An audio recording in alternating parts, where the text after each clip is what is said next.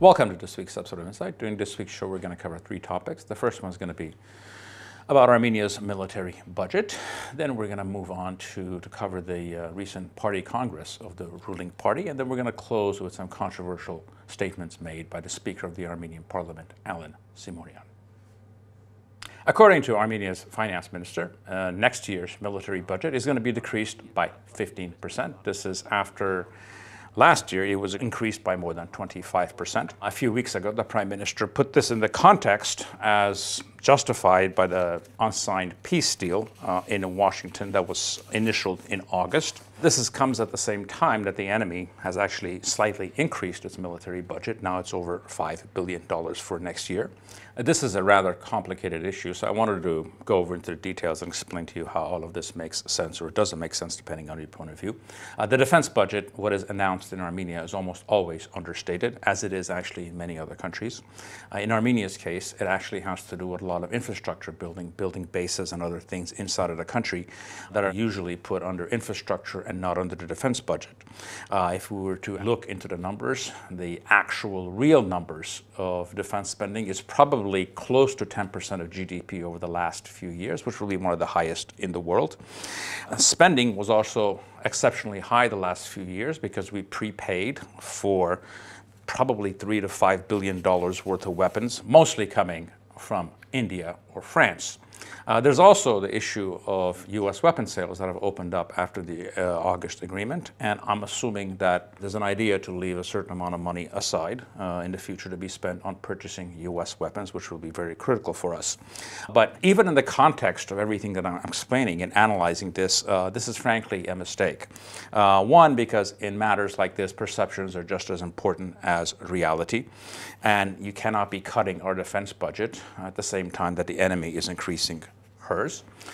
Secondly, the country is actually flush with cash because of better tax collection and economic growth. So this is actually not a budgetary issue. We can actually afford this while not cutting other critical spending. And most importantly, we just need to understand that what was signed in Washington is not a peace agreement. It's actually something that buys us time to build up our defenses, nothing more and nothing less. On closing on this topic, we might actually go beyond this. We must have a doctrinal approach to what we want to accomplish over the next 10 years, or let's say 2025 to 2035. And this should be actually codified into law. First is to establish deterrence. That's the first step. Second is equality. And third is full spectrum dominance of the enemy. And if you actually look at the economic potential of the two countries over the next 10 years, that's actually quite a realistic goal. Now we're going to move on to the ruling party's Congress from last week, during which they actually nominated the Prime Minister as their candidate. None of this is a surprise because in real terms, the Prime Minister is the party and the party is the Prime Minister. Unfortunately, politics in Armenia is still very personalized and it's not ideological. What was important out of that meeting is to understand what their approach is going to be to the election and to a certain extent to governance. It's very obvious that they're going to be actually running on two things. One, to sell themselves as the party of peace, and the second one as the party that's moving the country towards the West. And at the same time, they will try to pigeonhole their opponents into one, being against peace or being a toolkit of the Russian state. It's very clear also that they expect to win the 26 elections, and they're going to come back afterwards with what I call the Aliyev constitutional referendum, which is the demand that Ilham Aliyev has made for us to change our constitution. But obviously, given the odious nature of who's asking for it, what they're going to try to do is they're going to try to bury this constitutional referendum as some kind of a move towards the EU and make it, rather than a constitutional amendment demanded by Aliyev, to something that you're voting to join the EU or not, to actually understand the absurdity of Ilham's demands. With this demand actually is a violation of the 17 points, because it says you do not interfere with the other country's internal politics, which he clearly is doing. And frankly, it's the best case example of how flawed this unsigned peace agreement actually is. It's also very clear that they expect the next election to be a repeat of the 18 and 21 elections, in which they are primarily running against the very unimpressive old regime opposition that we have in the parliament, which is actually not a bad bet. But in politics, things can change very quickly. And if a third force enters this political landscape and has any kind of an impact, it could actually undo their thoughts and ideas very quickly. We're going to close with some controversial statements made by our speaker, Alen Simonyan.